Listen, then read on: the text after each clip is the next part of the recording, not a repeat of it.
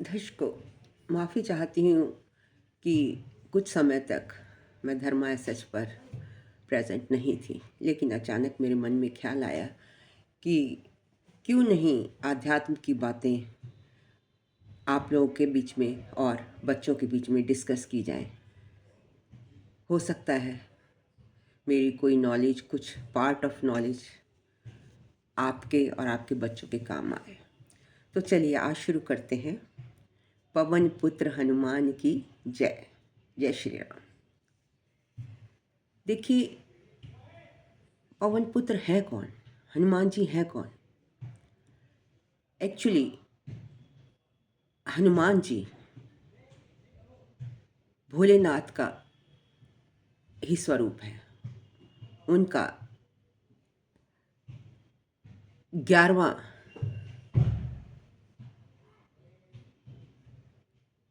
जन्म रुद्र रूप में हुआ था, जो कि भगवान हनुमान जी कहलाए। मतलब भोले शंकर का रुद्र रूप हनुमान, पवन पुत्र हनुमान के रूप में हुआ। अब हुआ कैसे? एक बार की बात है, ये तो सभी जानते हैं, महाभारत में राजा दशरथ पुत्र प्राप्ति के लिए पुत्रेष्ठी हवन करवा रहे थे, उसकी व्यवस्था की। और उस हवन में जो अवी थी और एक तरह का हलवा था, वो तीनों रानियों को दिया गया, सभी रानियों को दिया गया और सभी रानियां गर्भवती हो गई। तो जिस वक्त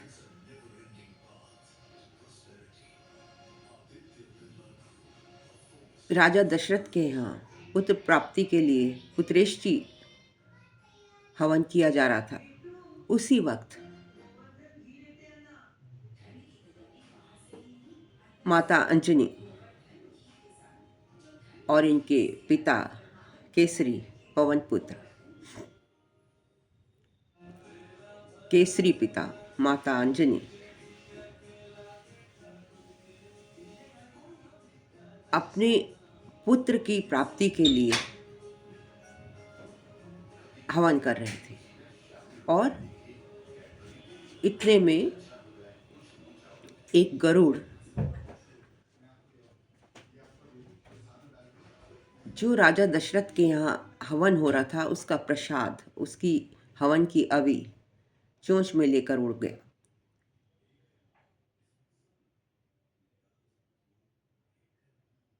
और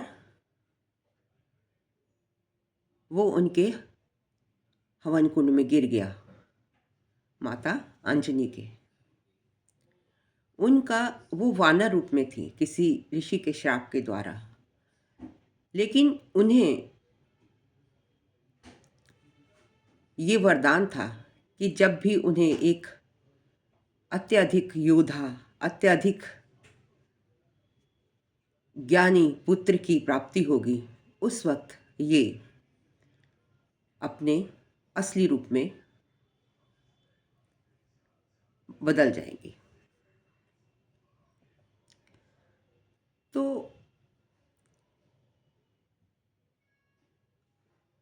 यहाँ केसरी ने भगवान शंकर से प्रार्थना की, पुत्र की प्रार्थना की, और फलस्वरूप उन्होंने उस प्रसाद को, हवन की अभी को माता अंजनी के गर्भ में स्थापित कर दिया।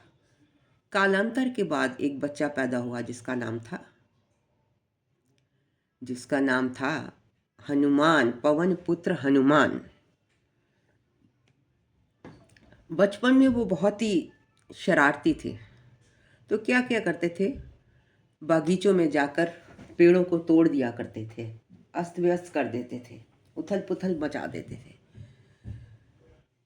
तो उन्हें दुर्वासा ऋषि ने श्राप दिया कि जब तक तुम्हें तुम्हारी शक्तियों का कोई ज्ञान नहीं कराएगा, तब तक तुम्हें अपनी शक्तियों का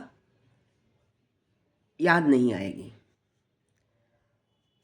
अब हनुमान जी के पास अष्ट सिद्धि 9 निधियाँ थी।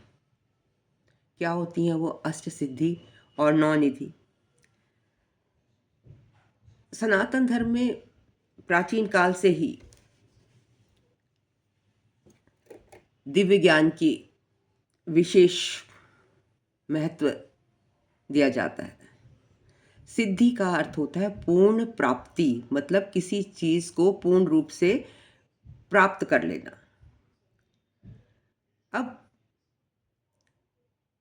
शास्त्रों के अनुसार, हिंदू धर्म शास्त्रों के अनुसार, बजरंगबली भगवान शिव का रूप थे और 11वें अवतार, अष्ट सिद्धि नव निधि के दाता, असवर दीन जानकी माता। गोस्वामी तुलसीदास द्वारा रचित हनुमान चालीसा में ये पंक्ति कही गई है, अष्ट सिद्धि नवनिधि के दाता, असवर दीन जानकी माता। मतलब इसमें सब सिद्धियों की बात की गई है और उनकी जो सिद्धियां थी बहुत ही चमत्कारी थी, उनमें बहुत शक्तियां थी। और ये सारी सिद्धियां हनुमान जी ने वरदान के रूप में प्राप्त की थी।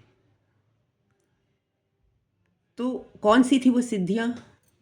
अणिमा, महिमा, गरिमा, लघिमा, प्राप्ति, प्राकम्य, ईशित्व और विशिष्ट। तो आइए जानते हैं ये इनका मतलब क्या है। अणिमा, अणिमा की सिद्धि के दम पर हनुमान जी क्या करते थे? अपना छोटे से छोटा सूक्ष्म रूप धारण कर सकते थे। मतलब कहीं भी जाना हो तो अगर उनको छोटे रूप की ज़रूरत है तो बिल्कुल एक कण के बराबर ताकि उन्हें कोई देख ना सके, ये उनके पास सिद्धि थी। तो और ये सिद्धि उन्होंने कब प्राप्त करी? जब उन्होंने हनुमान जी ने इसका प्रयोग किया था जब समुद्र पार करने के लिए और लंका पहुंचने के लिए, ताकि उनको कोई देख ना पाए। और उसके बाद इतना सूक्ष्म रूप बनाकर हनुमान जी ने पूरे लंका का निरीक्षण किया था, ताकि लोगों को कुछ भी इस बारे में पता ना चले। मतलब जैसे अगर आपको कहीं जाना है तो और आपको कोई नज़र ना आए तो आपका बिल्कुल कण के बराबर अगर आप हो गए तो आपको कोई देख नहीं पाएगा। महिमा, दूसरी सिद्धि है महिमा। ये इस सिद्धि के द्वारा हनुमान जी अपने आप को का विशाल से विशाल रूप बना सकते थे और मतलब अपने छोटे से कण से एक बहुत विशाल रूप धारण कर सकते थे। तो ये उन्होंने कब इसका प्रयोग किया था? जब वो माता सीता को विश्वास दिलाना चाहते थे कि हमारी कितनी बड़ी वानर सेना है और हम बड़े से बड़ा रूप धारण कर सकते हैं, कुछ भी कर सकते हैं। तो विशाल रूप में प्रकट हुए थे। गरिमा, इस सिद्धि का अर्थ है कि हनुमान जी अपना स्वयं का भार किसी विशाल पर्वत के बराबर कर सकते थे, उनमें ये सिद्धि थी। तो इस सिद्धि का उपयोग उन्होंने भीम के सामने महाभारत में किया था। जब महाभारत में भीम को घमंड हो गया था अपने बल पर, तो उस वक्त हनुमान जी ने अपनी इस शक्ति का प्रयोग किया था। लघिमा, लघिमा का मतलब है छोटा, लघु मतलब छोटा। तो इस सिद्धि के द्वारा हनुमान जी अपने आप को छोटे से छोटे जीव के रूप में परिवर्तन कर सकते थे। और इसका उन्होंने कब प्रयोग किया? जब अशोक वाटिका में अणिमा और लघिमा, इन दो सिद्धियों का यूज करके वो पत्तों के बीच में छिपकर बैठ गए ताकि उनको कोई नजर ना आए और सीता माँ को अपना परिचय दिया। प्राप्ति, इस सिद्धि के द्वारा हनुमान जी तुरंत कोई भी वस्तु प्राप्त कर सकते थे। पशु पक्षियों से बात कर सकते थे। और इसका प्रयोग उन्होंने कब किया? जब वो सीता माँ को खोज रहे थे, तो वो हर पेड़ पौधे से पूछते थे, क्या तुमने मेरी माँ सीता को देखा है? क्या तुम देखी माँ सीता? तो वो उनकी भाषा में बोल सकते थे। प्राकाम्य प्राकाम्य इस सिद्धि से हनुमान जी कहीं भी जा सकते थे। आकाश में उड़ सकते थे, पानी की सतह के नीचे, समुद्र के नीचे जा सकते थे, और वो बहुत समय तक, चिरकाल में युवा भी रह सकते थे। इसीलिए आपने देखा होगा कि मंगल जिसका अच्छा होता है वो हमेशा यंग, एनर्जेटिक और सुडौल शरीर का होता है। और इस रूप का धारण उन्होंने कब किया था? जब उन्हें श्री राम से भेंट करनी थी, तो उन्होंने अपने आप को ब्राह्मण के रूप में बदल लिया था। अगली शक्ति है ईशित्व। इस सिद्धि के द्वारा हनुमान जी के कोई भी दैवीय शक्ति, देवताओं से शक्ति प्राप्त कर सकते थे, और अपनी जो किसी को भी मतलब कंट्रोल कर सकते थे। जो वानर सेना है, अब पता है वानर तो बहुत ही चंचल प्रकृति के होते हैं, तो उन्होंने वानर सेना को कंट्रोल किया। और इसी सिद्धि से उन्होंने युद्ध में मृत जानवरों को भी जीवित कर लिया था। तो उनकी जो सेना है वो कभी ख़त्म ही नहीं होती थी। तो ये तो थी कुछ सिद्धियाँ। अष्ट सिद्धि, नवनिधि के दाता, असवर दीन, जानकी माता। और 9 निधियाँ उनके पास कौन सी 9 निधियाँ थी, उसके बारे में हम अलग से वीडियो में जानेंगे कि हनुमान जी के पास ऐसी कौन सी 9 निधियाँ थी। तो आज सिर्फ इतना ही कि हनुमान जी एक बहुत बड़े राम भक्त रहे हैं, और अभी भी उन्हें वरदान था उनके गुरु के द्वारा कि जहाँ पर भी राम चर्चा हो रही होगी, वहाँ पर हनुमान जी अवश्य पधारेंगे और इमॉर्टल रहेंगे। जब तक ये कथा चलती रहेगी, तब तक हनुमान जी जिंदा रहेंगे। तो आज भी हमारे हनुमान हमारी रक्षा करते हैं, हमें प्रोटेक्ट करते हैं, हमें जीवन देते हैं। तो इसलिए बच्चों और मेरी बहनों, ये ना सोचिए कि हनुमान चालीसा का पाठ लेडीज़ नहीं कर सकती, कर सकती है।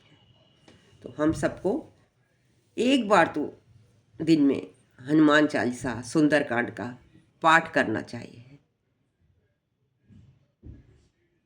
देखिए कितने बड़े भक्त थे वो श्री राम के। उन्होंने हिमालय पर्वत पर अपने नाखून से रामायण लिखी, और उसके बाद वाल्मीकि ऋषि ने भी रामायण लिखी। अब वाल्मीकि ऋषि ने जब रामायण लिखी, तो उन्होंने कहा कि अप्रूवल चाहिए होता है कि शिव जी से इसका अप्रूवल लिया जाए, उसके बाद मैं समर्पित करूँगा। तो जब उन्होंने देखा कि जो रामायण, हनुमान रामायण जिसको कहते हैं, वो अब उपलब्ध नहीं है, उन्होंने लिखी थी वो तो उसके पासंग में भी नहीं थी वाल्मीकि रामायण। तो वाल्मीकि जी को इन्फीरियरिटी कॉम्प्लेक्स ना हो जाए, इस वजह से उन्होंने अपनी उसको रामायण को समुद्र में फेंक दिया। वो इतने बड़े राम राम कहकर, राम भक्त थे वो, समुद्र में अर्पित कर दिया।